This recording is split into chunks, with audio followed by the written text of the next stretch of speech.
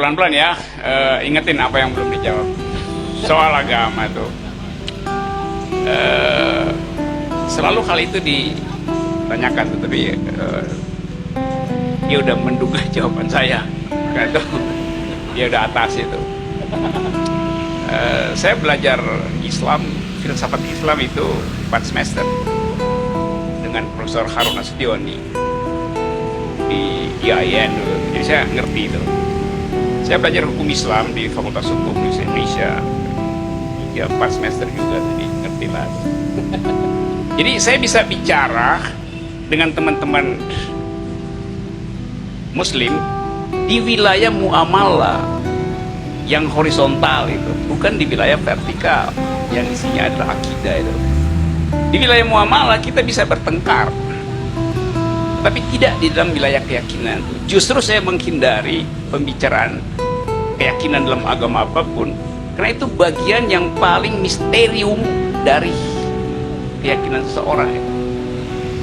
Soal iman, hidayah, segala macam itu, panggilan, disebut panggilan artinya dia jawab sendiri, tidak mendengar panggilan orang. Itu kan panggilan dari langit, ya hanya didengar oleh hati nurani dan dijawab oleh hati nurani, nggak dijawab di depan speaker.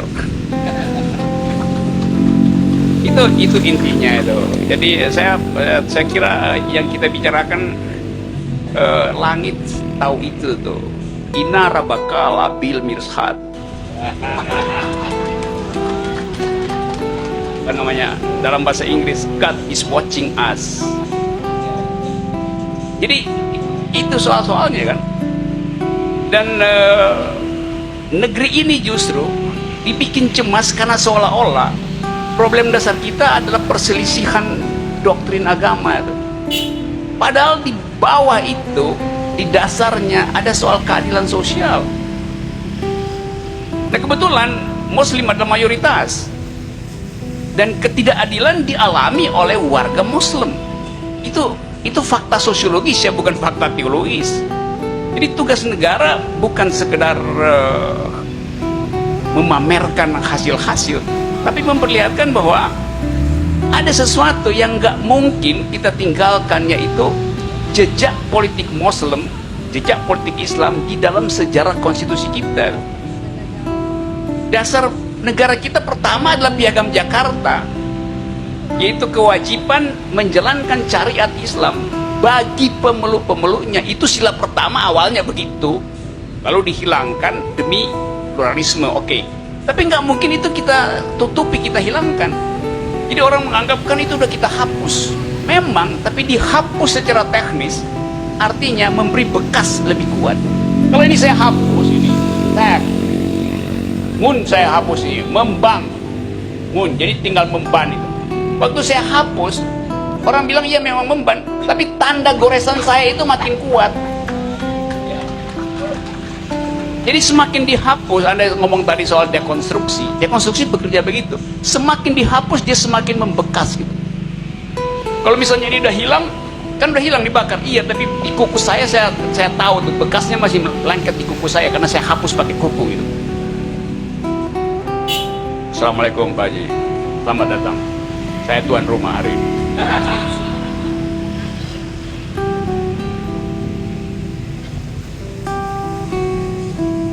Jadi itu soalnya tuh. Jadi kita mesti membiasakan hidup. Jadi seolah-olah Islam itu adalah patologis di dalam kehidupan. Enggak. Sejarah itu nggak bisa dihapus, dan kita akan hidup bersama-sama dengan kondisi itu. Nah, itu bagian dari sejarah kita. Itu yang saya bela tuh. Orang bilang saya bela 212. Enggak, saya nggak bela 212. Saya bela hak saya untuk mengetahui apa itu 212. Dan negara menutupi apa yang terjadi di Monas. Nggak ada beritanya kan, karena itu saya tuntut itu. Itu soalnya. Karena warga negara ingin tahu sesama warga negara aktivitasnya apa itu. Jadi itu soalnya. Nanti saya dibilang radikal, teroris, segala macam tuh karena bergaul dengan 212 ya. Itu faktanya ada di situ. Dan dihalangi 212 mengucapkan ekspresi, nggak boleh, yang benar aja. Tidak disediakan peralatan publik di mana seluruh Indonesia bisa menatap perjuangan demokrasi di Monas. Karena itu saya bilang dulu, Monas itu adalah monumen akal sehat. Monas. Iya, itu. Karena itu soalnya, ada Habib Rizik nggak bisa pulang-pulang. Saya nggak bilang Habib Rizik sebagai tokoh FPI, tapi sebagai warga negara yang punya paspor, yang tidak bisa diketahui lagi ngapain, apa masih walafiat atau lagi dibully oleh karena negara nggak mau ambil alih proses itu. Jadi pembiaran negara pada warga negara itu yang saya tentang. Karena Habib Rizik jadi orang terlantar tuh. Nah, orang yang terlantar di negeri orang setiap saat potensial untuk dibully, dianiaya oleh orang lain tanpa perlindungan negara. Karena negara seolah-olah menolak. Gimana coba? Tidak bisa dong. Apapun agamanya itu tugasnya. Apalagi Habib Rizik datang dengan problem yang dimanipulasi seolah-olah itu politis. Sesuatu yang personal dibikin politik, yang politik dibikin personal itu. Tanpa ada kejelasan mau diapain gitu kan. Sekarang saya nggak tahu. Saya bisa tahu dengan teman-teman yang pulang dari sana. Tapi negara resmi harus ucapkan perlindungan pada warga negara. Itu yang nggak dilakukan negara kan. Jadi saya salahkan negara tuh. Nanti Habib Rizik pulang terjadi revolusi. Gawat amat negara berpikir semacam itu. Artinya ada potensi revolusi di Indonesia kalau begitu. Apa dasarnya? Ya karena negara gagal menghasilkan keadilan sosial. Kan logikanya begitu kan. Jadi itu soalnya tuh. Jadi kecemasan itu tuh.